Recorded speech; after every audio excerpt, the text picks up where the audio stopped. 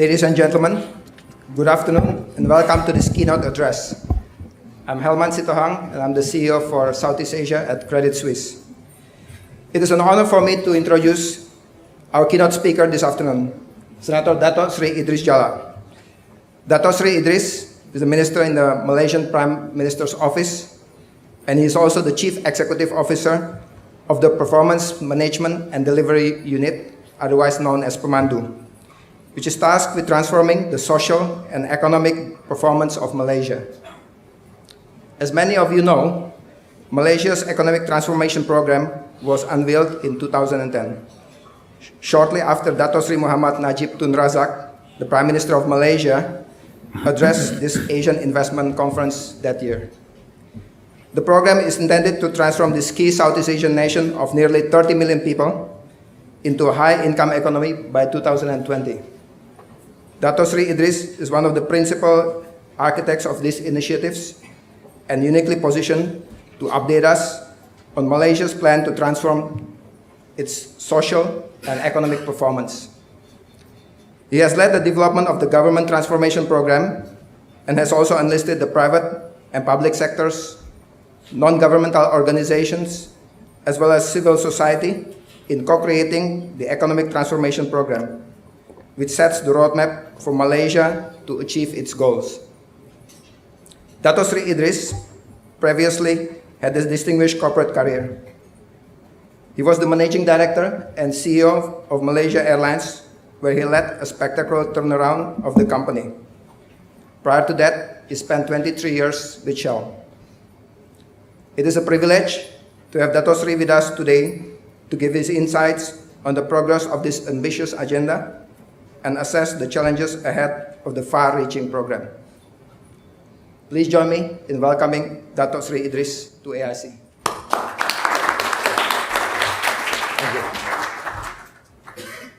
Thank you. I don't know whether you know about what we're doing in Malaysia, but I assume from the baseline that you know very little about it. I will start making sure we get on the same page. First of all, some of you may know a bit about Malaysia. In 1991, our then Prime Minister, Dr. Mahathir, he declared that we should march towards what's called a Vision 2020. That means by the year 2020, we shall reach the status of being a developed nation, a high-income nation by that time. Things went pretty well, and we were growing on an average around 9% per annum during that period for about 10 years or so. And then that was when we were moving from low-income country to a middle-income country. When we became middle-income country, it became a little rocky. It was a little tough to repeat that 9% or 10% growth. And we found out this when you look at the countries as countries in the world develop from low income to middle income.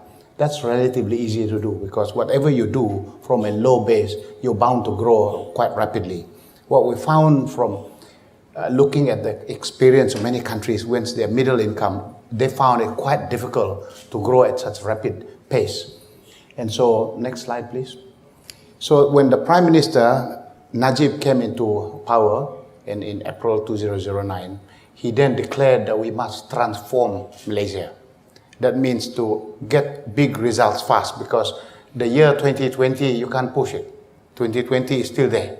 And you can't simply say, I've got another 20 more years to go. We got less than 10 to get there. So it was very important that we push the momentum and the speed to get there. And so when we looked at countries that were successful at moving from middle income to high income, we asked one simple question. What's the prerequisite to get there? What's the success factors to get there?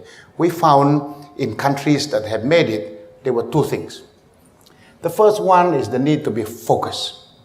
No one becomes Olympics champion, even Usain Bolt cannot be Olympics champion if he says he also wants to be a marathon champion of the world, he wants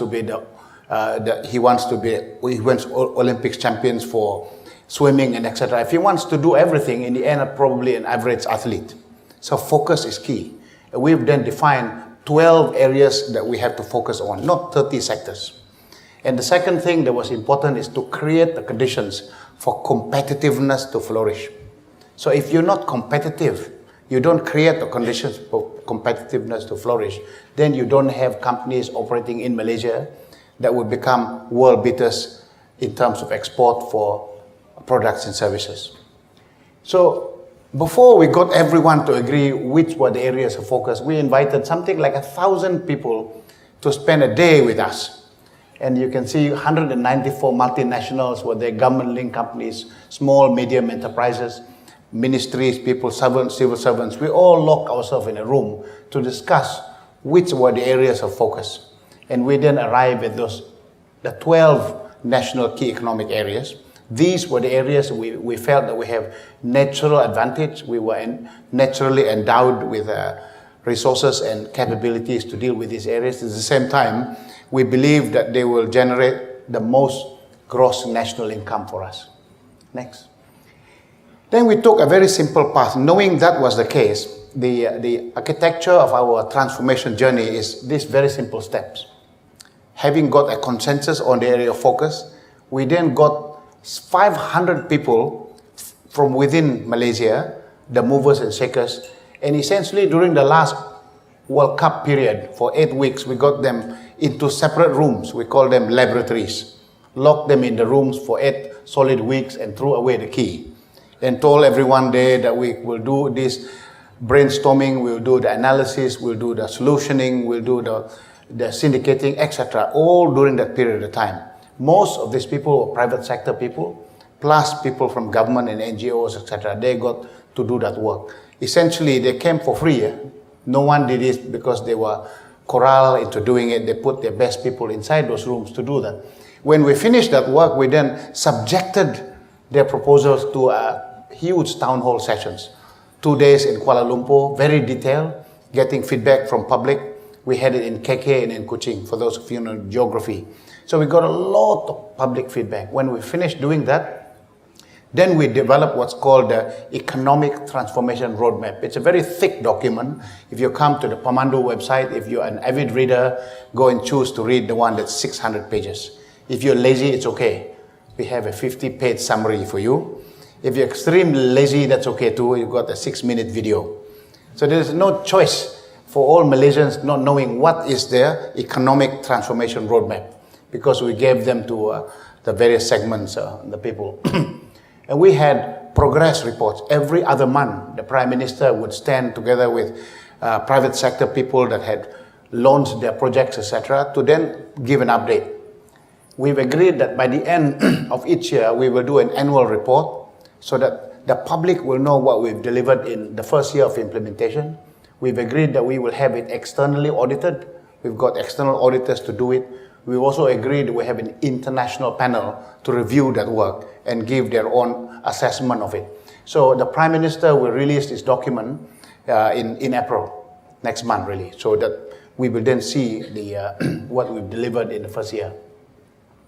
It was just a list of who came to the event. Just quick story about putting people in rooms like that. I remember when we had the telco guys in the room. We had Maxis, we have DG, we had Celcom. They had all day on the particular discussion in the lab. We have wholesale and retail people. We have Tesco. We had Carrefour. They couldn't stand each other because they used to shoot each other on first sight. Very rarely you'll ask them to sit together and look at common interest areas. And so, but nevertheless, you cannot quarrel intensely for more than a day or two. Eventually, they came to rules and then agreed areas of common interest, how they can work together as an industry to push the envelope. Essentially, this is the one chart that describes the whole ETP. This chart tells you we need to make sure that our gross national income fulfill the minimum standard of the world. The world standard for high-income economy is gross national income at $15,000 per capita. And for that, it simply means we need to more than double our gross national income to reach what is the numbers. They have more than $500 billion, and that is 1.7 trillion ringgit.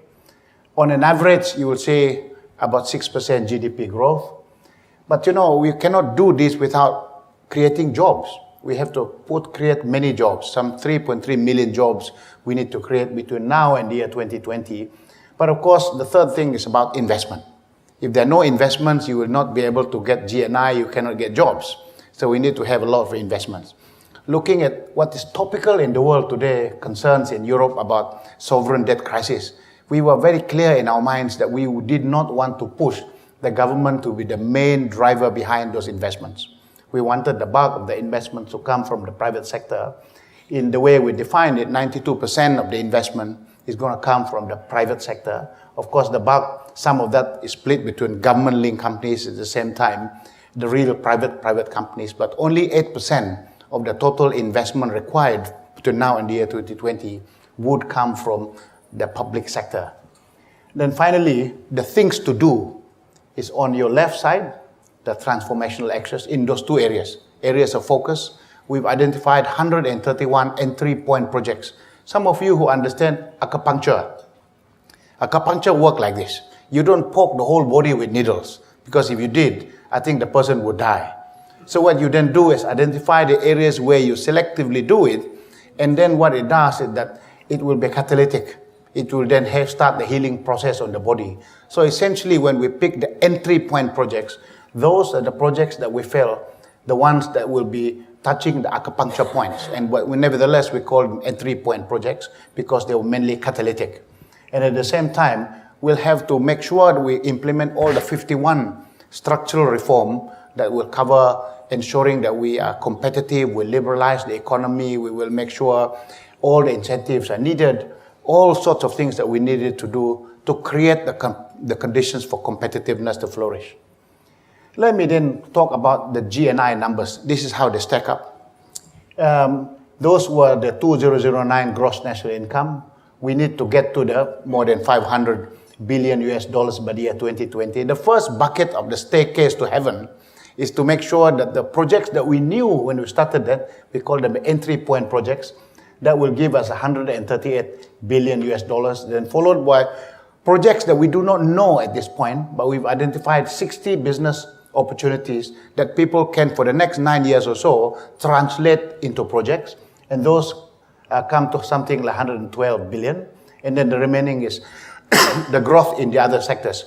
The addition of A plus B and C would give you the final number by the year 2020.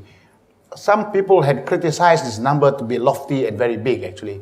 We think it is not that lofty and not very big. Actually, in very simple calculation, by the year 2020, Malaysia's GNI is just about the size of Apple market cap. Actually, I looked at Apple market cap. That's the numbers there, 546 billion Apple market cap. Today, if you stack it as a country, as an economy, Apple is number 19 in the world as a country, if you put it in that context. So it's a big company. So in context, Malaysia is a small country, but we reckon if we grow an average of 6%, just 1.5% more than what we used to do for the last 10 years when we didn't have the focus, just 1% or 1.5%, I think we can get there. Let me talk a little bit more about some of the things we're doing on competitiveness. There are a lot of people that criticize our work and say that we heavily focus on projects, but we didn't do the cross-cutting structural reforms. Let me assure you that we're doing both. We're doing everything we have to do to make sure we create the conditions for competitiveness to flourish in Malaysia. There are 51 of those policy reforms. The genesis for this reform was, for 2 years before I joined the government, there was a team called the National Economic Action Council. And this comprised some of the top brains in Malaysia, external people too, business people, academicians, etc. They then elaborated on what were the structural reforms we need to put in Malaysia to make sure that we are poised to become a high-income nation by the year 2020. And they came up with 51 structural reform initiatives. We are in the throes of implementing many of those, but I'm not going to go through every single one of them. I'll just pick a couple. For the first time in the history of Malaysia, from January this year, we have implemented our competition law. Why did we do that? Very simple. Because if we don't have level playing field, then we do not create the conditions for competitiveness to flourish. So that's there now. It will allow no competitive agreements, no bid rigging, no price fixing, etc. All of that is already enforced today. that abuse of dominant position shouldn't be allowed in our economy. And secondly, let me take a look at the need for liberalize. The Prime Minister has announced 17 subsectors that will be liberalized in the year 2012, and that we're working on all of that. The examples are business services and engineering, architecture and accountancy, and that there are no restrictions on ownership with regards to that. And the healthcare, 100% foreign equity is allowed, and etc. Education, we will also be removing a lot of the restrictions for private education in Malaysia. So just as an example, but the list is very long. And also, the other thing I want to point out, we looked at redundant processes and redundant regulations. There are altogether something like 780 business licenses that are required of businesses. In a year and a half, a team under the leadership of the Chief Secretary of the government, and they formed a unit called Pemuda. It sounds like Pemandu, but they got rid of something like 52% of all those licenses. The remaining licenses required is only 375 licenses. So they got rid of all redundant licenses. And of course, we also had to make sure that we become a lot more efficient in collecting taxes. And so one of the recommendations in our NESE that we become a lot more efficient at doing this. If you look at countries in the world, developed countries such as the UK and the US, the tax gap, the term that's used here is that it's around 10 to 15%. That means if you collect all the taxes you're supposed to collect as a country, there's zero tax gap. I think that only exists in heaven. That doesn't exist anywhere on earth, because people are very creative. They find ways to run and not pay tax. Malaysia usually sits in, like many developing countries, usually the tax gaps stand between 30 to 35%. Many countries are in the 20% bracket. Sorry, Malaysia is middle income, 20%. So we're working very hard to adopt some best practices. In fact, last year we've collected a record amount of taxes, and the total additional tax that we collected last year is 26 billion ringgit. That's a lot of taxes, and allowed us a lot of leg room to do what we needed to do to fund our expenditures and many things that we're doing. And GST is not new to many of you, or VAT, value added tax. We've done all the things we needed to do, but we're continuing to educate the public. There's a lot of people that are very concerned about GST implementation, but what we're doing is we're spending a lot of time to explain to people that when you introduce GST, it does not mean that you will fuel inflation. When you introduce GST, it doesn't mean that you're going to burden all the poor people in this country, because a lot of items will be GST zero rated. And it means also that if you were to implement GST, it doesn't mean all the export items will suddenly become uncompetitive, because there is an instrument under GST called GST exempt that you can deal with, or zero rated, that you can deal with this too. And so if we were to do it at 7%, it will increase our government revenue to the tune of nearly 26 billion ringgit. And if that was the case, in our view, we then over time, we then can begin to reduce corporate taxes. Our current thinking in the government is, depending at what level we put GST, if it's put at 7%, which is Singapore level, and we reckon that we can begin to reduce corporate taxes, we can then reduce income tax too, because there are 28 million people in Malaysia, around only 1 million people pay tax. And so it's very important that we introduce a consumption tax so that it's much broader based. We've begun as a government to rationalize subsidies, particularly the ones that do not, in our view, do not help. They are not targeted at the poor and the bottom 40%. In July, we have begun to rein in some of that to increase the fuel. And also in December, we did that in 2010. And 1st of June, the electricity tariff was also increased. But when we started this work to rein in the subsidies, we've said we wanted the public feedback. The public's opinion was threefold. Yes, you can reduce the subsidy. Number two, don't do it in a big bang. Number three, stretch it over a longer period of time. And that's what we're doing today, so that it does not impact businesses. There's lack of, you would not introduce discontinuities in the business. Let me talk about results so far in 2011. As you know, our definition of what constitutes true north, if you want to achieve high income status, these are the three very important parameters. The first one is gross national income, which I mentioned before. Our target to get to the year 1.7 trillion by the year 2020, we needed to get something like more than 797 billion gross national income last year. What was realized last year, we've achieved 830 billion ringgit. That's actually, we surpassed our target in the first year. This is based on the Department of Statistics numbers. We also put forward the target for private investment, because the private investment is the key. Our number that was published was 83 billion ringgit, but we actually achieved 94 billion last year. So we surpassed our target for investment last year. Now, jobs created. When we announced that by the year 2020, we will be, between now and then, be creating something like 3.3 million jobs, people kind of thought that was pie in the sky. And so, on a linear basis, we were supposed to achieve or something on an average 330,000 jobs per year. And last year, we came slightly short of that. We came at 313,000 jobs created last year. That is 95% of the target. So all in all, if you look at the GNI numbers, the investment numbers, and the job numbers, I think it was a very, very good first year start to what we're doing. And so we feel really encouraged for the results. If you look at our economy, these were the numbers. In the first year, in the year 2010, we grew at 7.2% GDP growth. Last year, we grew at 5.1%. The average, we were still beating the 6% annual target GDP growth. So then we feel encouraged by that too. Next. Now, a lot of people had asked me a lot of questions about a comment that I had made before, that the country, Malaysia, could go bankrupt. And I do actually, in today's papers in Malaysia, I have a column called Transformation Blues. And so a lot of people, I love the blues, and I play a lot of slide guitar and stuff like that.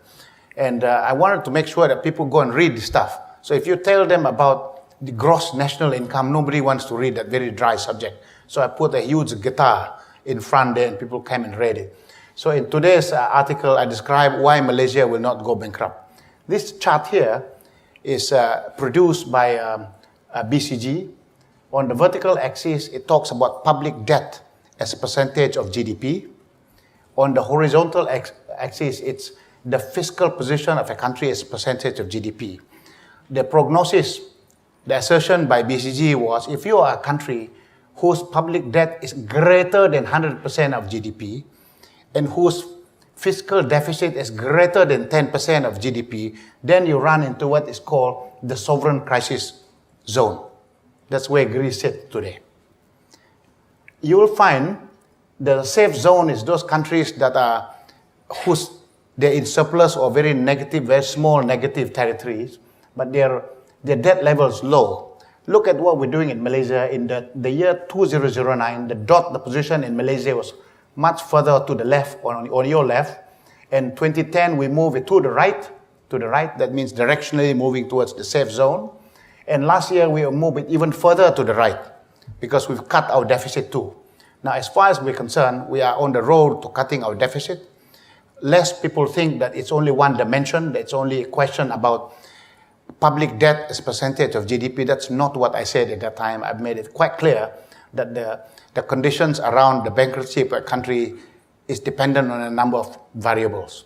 And so when you look at this, no one would agree if you say that Singapore's public debt is equal to the position of Greece. You wouldn't say Singapore is a country in trouble because they're in surplus zone or just marginal in terms of fiscal deficit. And so on this chart here, it is quite clear as a country we are inching gradually, year by year, into the safe zone as far as we're concerned.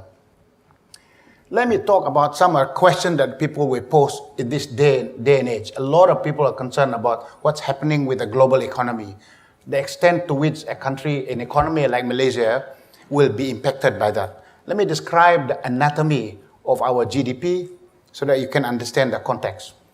If you look at GNI is very a function of GDP plus net factor from abroad. Let's ignore the net factor from abroad for now. Look at GDP in isolation. GDP, 67% of our GDP is actually domestic consumption. That means whatever we buy and consume domestically, that's the lion's share of our GDP. Investment constitute 22% of our GDP. Trade for all the half and puff, actually 9% only. The inventory constitute 2%. Why I say this is very important is the following. Although last year we achieved our record, the highest trade numbers we've ever achieved in the history of Malaysia, 1.27 trillion, it is only 9% of our total GDP. It simply means currently, the current position in Malaysia is that we are heavily, as an economy, heavily governed by domestic consumption for now. So it means for now, we will not be as hard hit as many other countries where their trade position is much bigger. In the future, we do not want it to be like that. We want the trade numbers to be much bigger in the future so that our trade position is much greater than 9%. That's why competitiveness have to come into our economy so that a lot of our products and services will then win it in the export market. And so all I'm saying is that we are not as hard hit as many other countries. As I said, last year was a period when the world was going through doldrum. Yet again, as I said, we achieved record trade last year, 1.27 trillion. And the consumer remains highly optimistic. This is the Nielsen Consumer Confidence Survey that they produce. You can see the numbers. We continue, it's rising, and despite what's happening in the world. Private investment numbers, the total investment numbers grew last year by 19.4%. So there's a lot of investors in Malaysia and outside Malaysia coming into our country, and so the increase in investment, private investment, is to the tune of 19.4%. Very encouraging. The other one is, as I mentioned to you before, we achieved record trade last year, 1.27 trillion trade. That's very good for us. Next. This is, I think, Eti Kearney's chart that showed that with regards to FDI, the confidence of companies that intend to invest foreign domestic investment into the country, our position on this survey so that we improve. I can't really see that. 21 to number 9, I think. I can't remember. See that. You can see. 10. 21 to 10. Yeah. It's the wrong line. That's why I believe I'm still alive. I can still check it. This is a slide that shows the World Bank ease of doing business. It shows last year we moved from number 23 to number 18. So they reckon that we're good in helping companies who want to set up business there, with enforcing contracts, resolving insolvency. Some areas we needed to improve in paying taxes, etc. But according to them, the World Bank, they reckon we are ahead of Germany, they're ahead of Japan, Taiwan, Switzerland. I didn't say that, they said it. So I said that's according to the World Bank report. And the next one is, this is, I think, the World Economic Forum. They've said that we've improved from number 26 in the world. We moved to number 21. And so that's good. According to them, in terms of their measures, we are better than UAE, better than New Zealand, and South Korea, Luxembourg, and Israel. And so it's good to recognize what those people are saying, that we believe we're on the right track.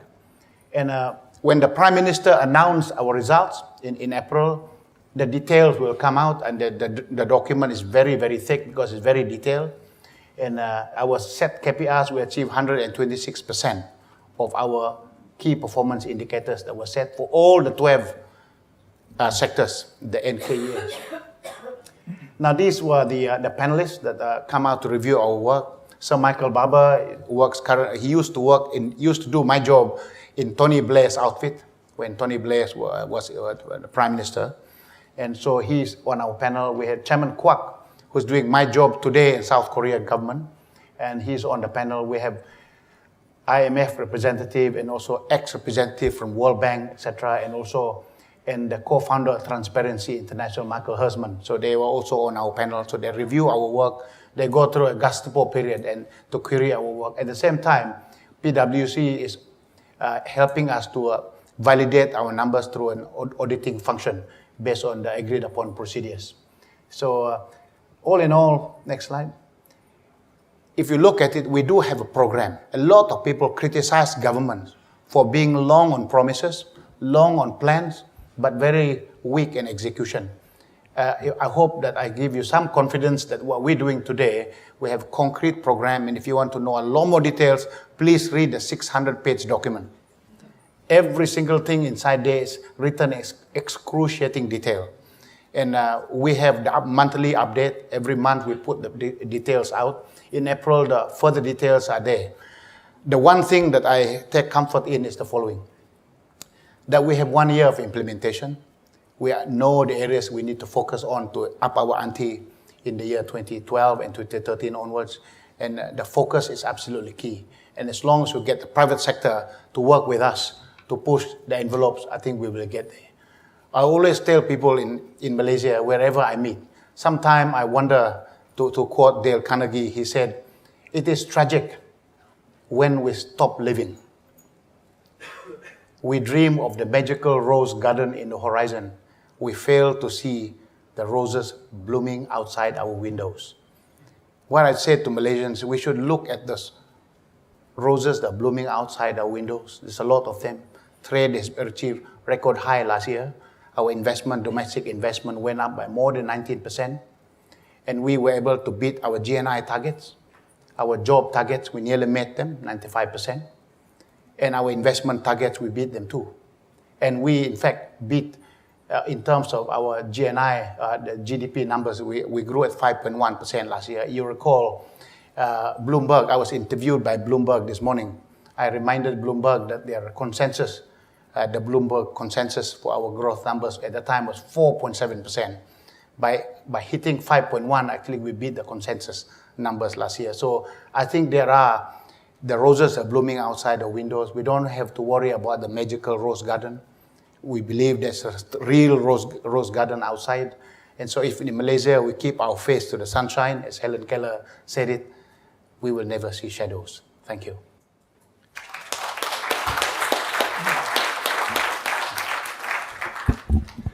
Thanks very much indeed, Idris. We've now got sort of 18 minutes left for Q&A. And we have a question straight off the blocks. Hi, Dr. Jala. I'm very glad that Malaysia is doing very well and the results speak for itself. Things seem to be on track. My question is that many programs under the economic plan and also the warming ties with Singapore seems to rest on our Prime Minister's Najib's sustainability.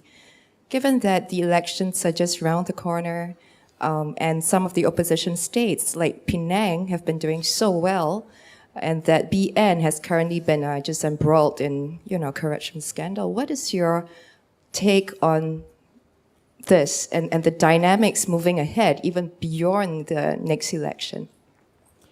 I'm the first federal minister that's not a member of any political party. So I don't belong to any political party. And I do not engage myself in political activities. Our job is very simple. We have published very clearly what is the roadmap, and we're sticking to that knitting. And so we are doing exactly what we promised the public to do according to that plan. Whether it's election year, whether it's after election, we will do the same stuff. And the results only will speak for itself. So with regards to how we do this today, we do not make any distinction between states that are run by BN and the states that are run by opposition parties. In fact, we ran a lab in Penang recently. Lim Guan Eng was also participating in the lab. He was there too. In fact, we ran a lab in Kuantan. Even Nick Aziz was also there from PAS. He came into the meeting room when we discussed what needed to be done. And on the government transformation program to change the shift, the discussion a little bit, we were concerned about how to reduce crime within Malaysia. And when we look at the crime hotspots, we found there were 4 states that had the highest incidence of crime. They were Johor, Penang, Federal Territory, and then Selangor. And so 2 of them are run by the opposition parties and 2 of them Barisan. But nevertheless, our program applies in equal measure. In fact, by proportion, we deployed the most number of police in Penang. And so that is why if you go to YouTube, even Lim Guan Eng had said on YouTube that the crime rate has come down. But the issue here is very simple. We have to do what we have to do to make sure the economy flourish. And I think in April, we will run an open day in Penang with the federal ministers coming together, and Lim Guan Eng will be there too, working together what we can do with Penang to move it forward. In fact, for Greater Kuala Lumpur, for MRT, for example, River of Life, you must remember Kuala Lumpur is made of two states, Federal Territory and Selangor. One is led by Barisan, the other one is Federal Territory. If you think about MRT, the MRT, it does not understand political boundaries. It runs through both.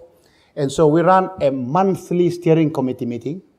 Both the Menteri Besar or the Chief Minister of Selangor sits in that steering committee meeting together with the Federal Minister Raja Nongchik. And the joke we have is, in Malay, it's called Dua Bantal Satu Mimpi, 2 pillows but one dream. So we've said to them, you can have your political differences, but there is no differences when we talk about what is good, the public good.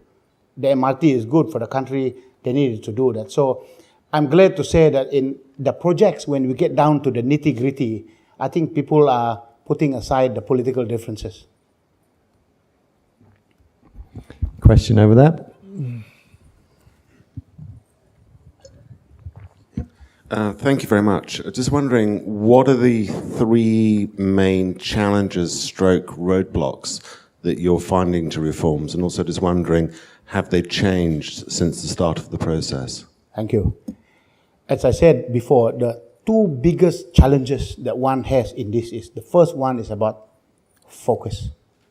It is the biggest problem that you have in any attempt to bring people towards a high income, because the distraction, the temptation to lose that focus is absolutely there. There will be thousands and one people that will tell you every single day, put the investment in these areas, do this and do this and do that. And that's absolutely big for us. Staying focused is key. And that includes government expenditure, to put money in places that's not deal with the GNI. That's absolutely key. The second one is making sure that we're relentless in implementing the 51 structural policy reforms. Because it's great temptation to make changes. I do believe that there's no breakthrough without breakdown. When you go through to make radical changes like this, there's a pain that is involved in doing it. And so therefore, you've got to make sure that people accept the pain, because the gain is much bigger. So I do believe that as we go through this process, staying focused, not be distracted, is a key challenge for us. Making sure that people do not lose steam on creating the conditions for competitiveness to flourish. That's absolutely the key. And that is our, every single day, our challenge.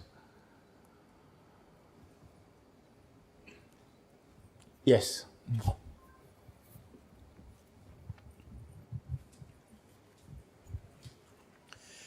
You've done fantastically well on the World Bank's Ease of Doing Business Index, but Transparency International's Corruption Perceptions Index, I think you're ranked number 60 at the moment. What have you done to try and curb in corruption and stop the impact that that can have on detracting from growth? Yeah. Actually, let me mention 2 things here in response to you. First of all, the Transparency International Index, indeed confirming that the number has come down, that we recognize. The number has come down marginally from 4.3 points to 4.4, previous to 4.3, 0.1% down.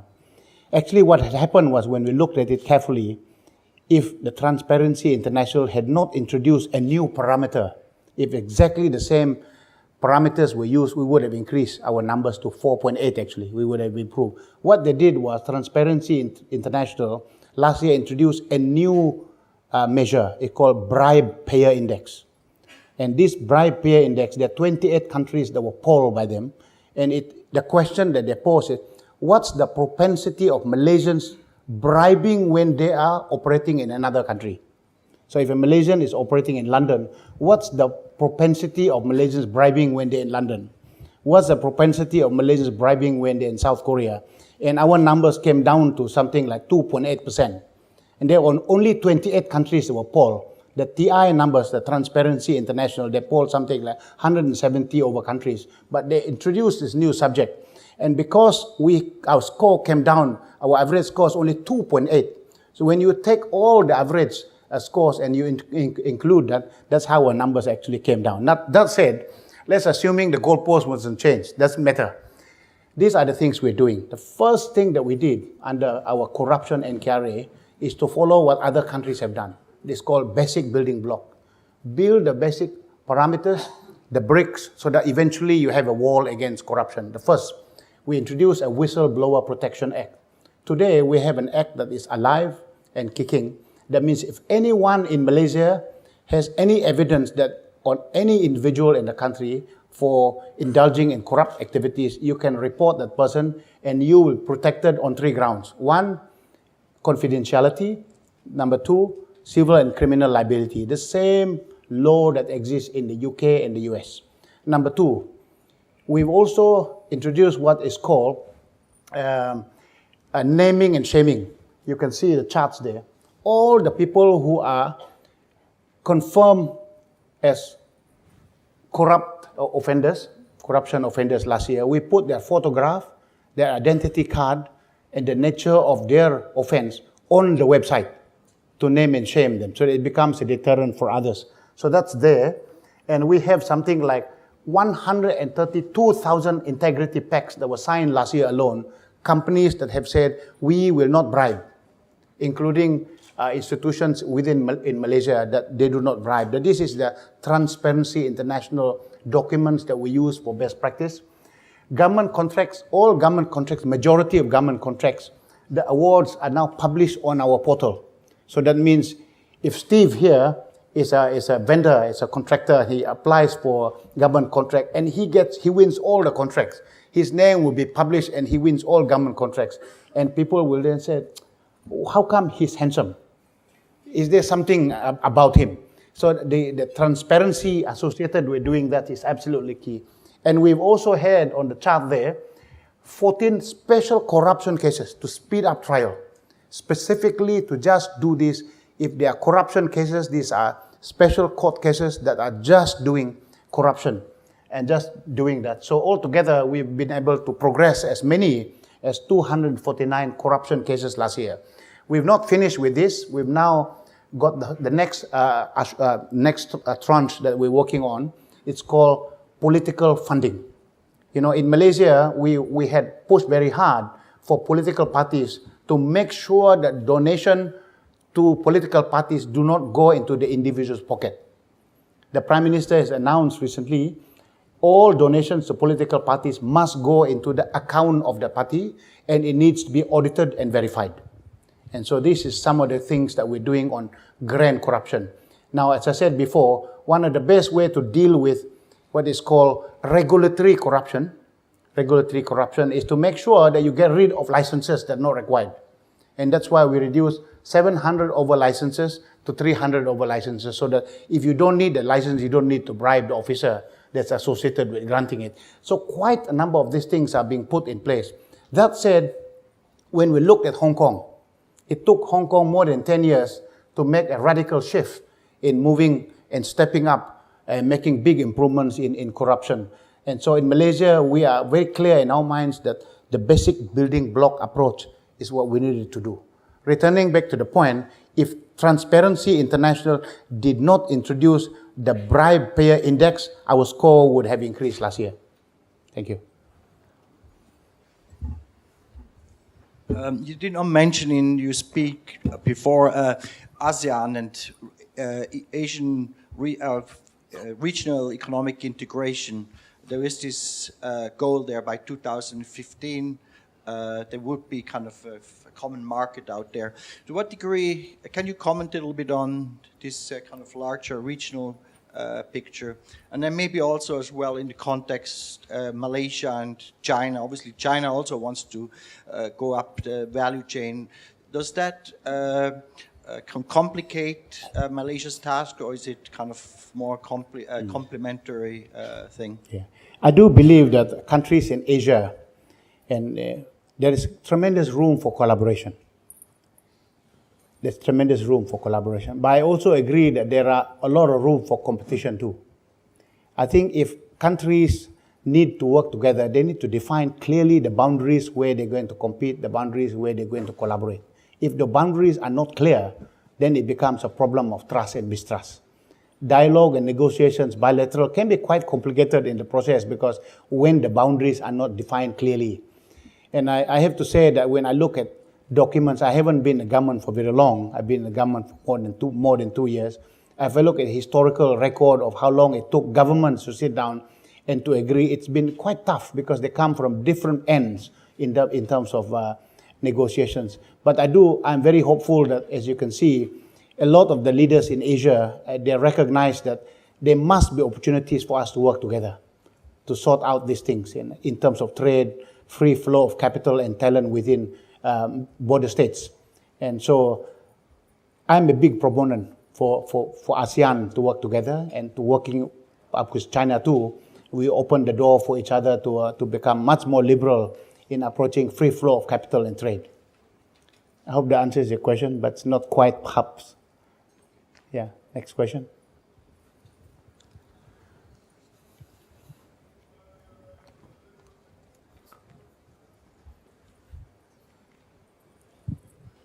Hi, yeah, thanks. Can you update us or update me on the current stance of affirmative action and where that policy is headed and whether that will be like a drawback on the growth prospects? Yeah. When we ran the laboratories, one of the things that was interesting is that we got private sector people involved in the lab. Nobody had a problem with affirmative action, provided it is conditional on a number of factors. The first one, if you do affirmative action, it must be based on need. The word is need. So in the context, if you want to do it, you must do affirmative action based on the bottom 40%, the poor people, because they do need it. And if you have to do affirmative action for companies, it has to be on the small and medium enterprises, where they really need some help here and there. And the second one, if you do affirmative action, it must be transparent. You cannot do it opaque. People must need to know what are the rules when you apply it. The third point is when you do affirmative action, it must be market friendly. You cannot introduce something that will introduce distortions in the marketplace. So when you say it's need basis, it is transparent, and it's market friendly. Those were the preconditions that we had to put in place for it to happen. Now, how do we make sure that it's transparent? One of the things that we're doing is under the program is to introduce what's called the Teraju. Teraju program is to help the small and medium enterprises. Some of the things that they do are very simple. Many of them struggle to get simple loans. I'll give you one example. This digressing here because it's quite interesting idea.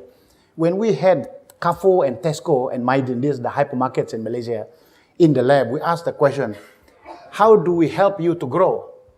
And the problem was there was a lot of pushback on Carrefour and Tesco and Maidin to grow as hypers because they were threatened by the mom and pop stores. So we then said in the lab, why don't all of you, Carrefour, Tesco, Maidin, do your CSR with us in the government to help modernize the stores? So in the lab, we decided to pick 3 stores. During the 3-week period, we went out there with a team from Iodine. We ripped apart all the things, changed the planogram, changed the merchandising, and the sales went up in the next week by more than 30%.